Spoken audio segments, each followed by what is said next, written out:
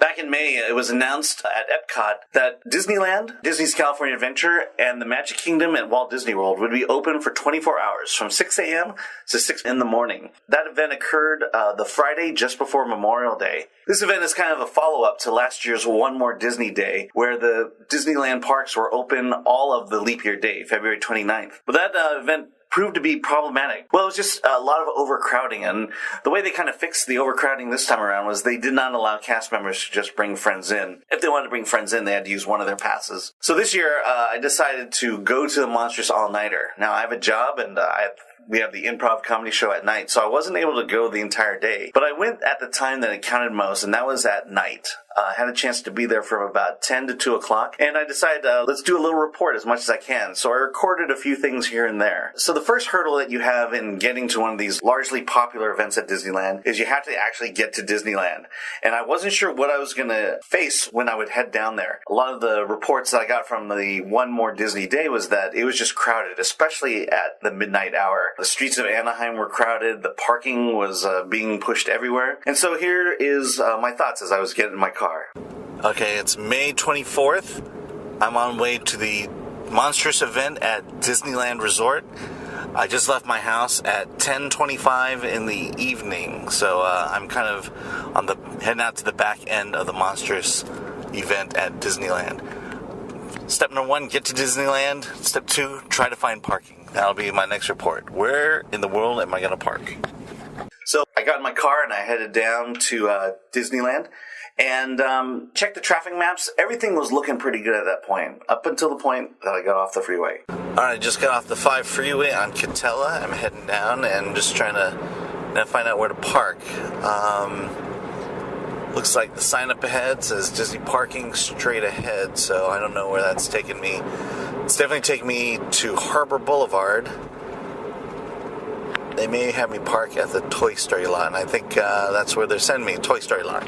Now, if you've ever been to Disneyland, you know that there are 2 main parking lots there. The big parking structure, one of the largest in the world, and then there's the Toy Story lot, which used to be the old strawberry field from long ago. If you ever go to Disneyland and you have maybe a small amount of kids, you don't have a lot of, you have a stroller you can fold up, or if you want to get to the park quickly, the best bet is to go to the Toy Story lot. And that lot is found on Harbor and Catella, right along the way of Convention Way. This is a great parking lot. There's always parking there most of the time. The furthest parking spot away from the bus area is still a lot closer than what you're going to be walking when you go to the parking structure over on the side of Ball. There's a bus system there. Because there's not a lot of people and because there's a lot of buses running, getting on the buses are much faster than you would had you been going on the trams, which can take a really long time, and especially if you have a stroller. So I would definitely suggest parking at the Toy Story parking lot when you have a chance. They're definitely directing me to the Toy Story lot. There are a lot of cars here, but not as many as I would imagine. I would say it's moderate, not heavy. Yeah, so the traffic patterns were pretty good at this point. It's 10:51 right now, and I'm turning left into the Toy Story lot. Situation's not that bad. I thought it'd be worse. I didn't want to park at the Garden Walk because they're going to make you walk. Toy Story is probably one of the better lots to park at if you don't mind taking a bus to the resort as opposed to the tram. So it's a little more difficult if you have strollers or something like that. But it's just me, so I'm going to take the bus. Then once I parked my car, I quickly got down to the bus shuttle area. It's 10:53, and I'm heading over to the shuttle buses right now. Lines again, not too bad at this time at night. So if you're going to do this next time, nighttime's not a bad time. Got on the bus. It did take a little while. I think there's about 4 rounds of buses that went by before I actually got onto one. And it was very quiet. You can imagine it was about 10:30 at night at that time. And people were, even though they were arriving, they were a little tired. I mean, definitely I was tired and feeling kind of fatigued. You get to the bus, they drop you off. 11:15, I just got off the bus and heading over to the security area, and I think I'm going to head to Disneyland first. Best thing I do say is it's crowded in there. There's a lot of people, and for the most part, they want to be there just to be there. Lines are very long, not incredibly long, but most e-ticket attractions are going about an hour to 2 hours long. Space Mountain was 2 hours long. Star Tours was an hour long. Splash Mountain was about an hour long. Long lines for Haunted Mansion and Pirates. Very crowded there. And the experiences there are crowded too. Couldn't get into the Monsters Inc. dance area at Toontown. A lot of people over at the swing dancing. It's just a madhouse. Alright, let's see how well California Adventure is. So far the turnstiles are pretty small, so I'm very hopeful here. Alright, so this is KTST-FM. You're listening to Secret City Geek Lab. I'm Alan Ng, and we're talking more about a monstrous night at Disneyland. Got into Disneyland, got my program, basically looking over what's going on. There were a few events that were occurring that night, but I will say once I got into the park, it was incredibly crowded. Main Street was just loaded with people, and to my surprise, there was a parade about to happen.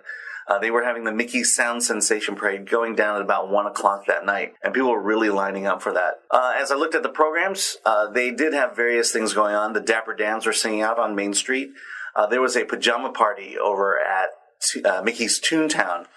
Headed over there, and that party was so popular that there was a huge crowd in front of the Toontown gates. They were only letting people flow in very slowly. I also think maybe there was a fireworks show or something like that, and it just took a while to finally get people into that park, so I was not actually able to get to the pajama party at that time. One of the things that people were excited about, and that was the return of swing dancing. Before the Princess Fantasy Fair was going on, there was swing dancing occurring at the Carnation Cafe, which is where the Fantasy Fair is right now.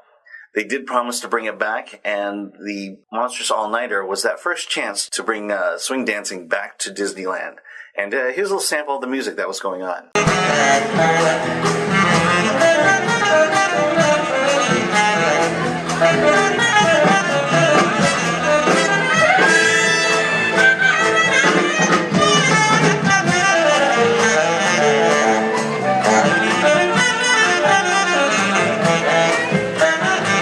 Yeah, it was very popular. A lot of people hanging out there, wanting to dance with their partners, and a lot of crowds hanging around there. Then one of the other features that was going on was the food. New food, or there was food just for this event at various venues. For example, if you went over to any of the candy stores, they had Mike and Sully candied apples. Candied apples that looked just like Mike and Sully. Personally, I went off and I was trying to find some kind of a dessert, and I went over to the Hungry Bear over by Splash Mountain, and there it was, funnel cake. Disneyland has never really had funnel cake. If you go to Disney World, you can get funnel cake however you want. So I had to take advantage of this opportunity. So bought myself some funnel cake, had a little bit of strawberries on top, had myself a real good time. We'll have pictures of those posted up at the Secret City Geek Lab at secretcitycomedy.com/geeklab. Another thing was, notice the event started at like 6 in the morning. You're there at 6:30 in the morning. What do you want? You want breakfast. And pretty much every location had breakfast burritos. Didn't get to try it, but I'm sure they were filled with eggs and bacon and what have you. So now that I'm well fed, decided, let's see if we can go on some rides. Basically went to every single e-ticket ride at Disneyland, and the average hourly wait was about 2 hours. Splash Mountain was 2 hours, Star Tours were 2 hours, Space Mountain was 2 hours, Matterhorn was very long. So you I didn't have a chance to go on any of the rides at Disneyland. But I will say this, like I said, everywhere you went, there's just nothing but people. At midnight, at 1 o'clock, people, floor to floor, wall to wall, it was hard to get around. There were a couple of special opportunities that you had. Over at Tomorrowland, in front of Innoventions, they had Disney characters dressed up as Star Wars characters, and you had your chance to have a photo op with them. So Mickey Mouse was dressed up as Obi-Wan Kenobi, Minnie Mouse was Princess Leia, Goofy was Darth Vader, and Donald Duck was a stormtrooper. When I happened to go by, it was Donald and Goofy, and they were kind of messing around. Goofy was Darth Vader, Donald Duck was a stormtrooper, and Donald Duck was kind of goofing off, and Goofy was goofing off as well. Crowd was having a ball, and like I said, you just don't get opportunities like this to take pictures often. And so these limited magic events limited time magic events that occur at Disneyland, great opportunities to try something new or try something that they haven't done in a long time.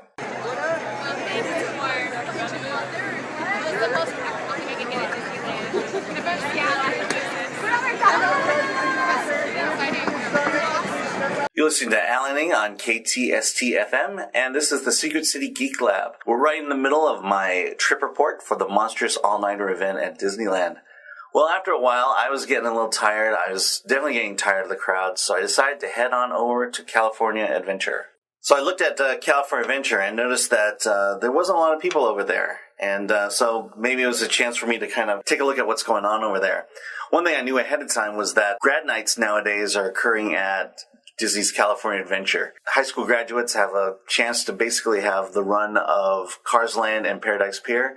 And in this case, that's exactly what happened. You walk in, this was about, I'd say 1 o'clock when I got to California Adventure.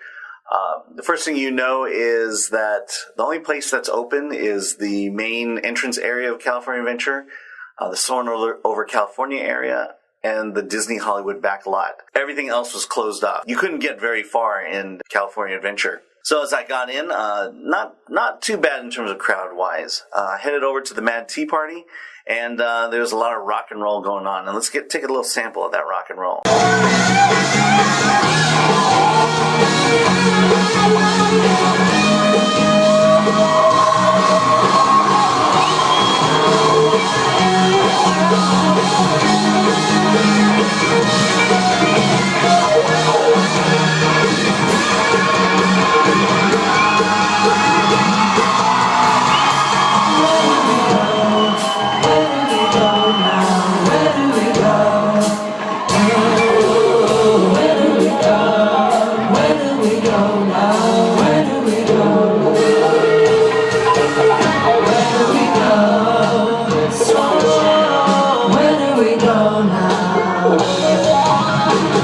One thing I'll say about California Adventure is this is where you want to go if you just want to kind of dance, have some fun, and drink. There's a lot of drinking going on.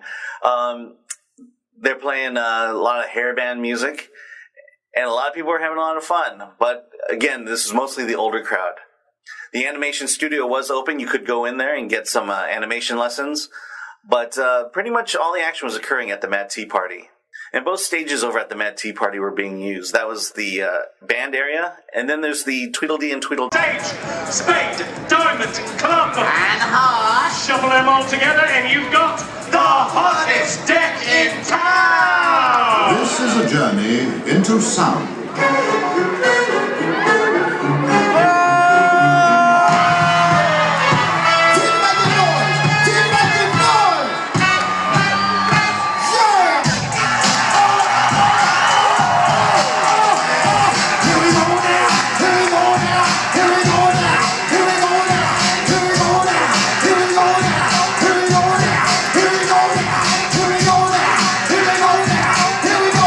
Now, a couple of other things going on at California Adventure worth mentioning. Monsters, Inc. was being shown at the Muppet Theater. And also, if you had showed up at the Monsters event a little bit earlier, you could have gotten a wristband and actually gotten to see the upcoming Monsters University, which is pretty much what this event was being done for. Had a chance to see that. I didn't want to go see in Monsters, Inc. at that time because I felt like if I was going to go in and watch the movie, I was going to fall asleep and never wake up. Also, heading back into the main circle area at California Adventure, we got to see the new Monsters University Pixar Play Parade float. And that featured Mike and Sully and various characters from Monsters University. It's a really cool float. It's much bigger than the other floats. And I also mentioned that e-ticket rides were averaging about 2 hours each. I did have a chance to go on Soarin' Over California, partly because it was only a 10-minute wait. And that's what it was, a 10-minute wait. Really love that. And so my feeling was, I was there just to be there. And I think everybody else was just there to be there. Meaning, they weren't really there to go on rides, to do what you normally would do at Disneyland. You were there to be at Disneyland for 24 hours. Or for what most people did, you were at Disneyland just to be there at midnight and be able to go on some kind of rides and say, hey, I was there till the break of dawn. This year, crowds were much more manageable. Either people stayed away because of the crowds, or maybe they're just making it a little bit harder for masses of people to come in. But it's definitely a fun event worth going to. And I give it a 8 out of 10.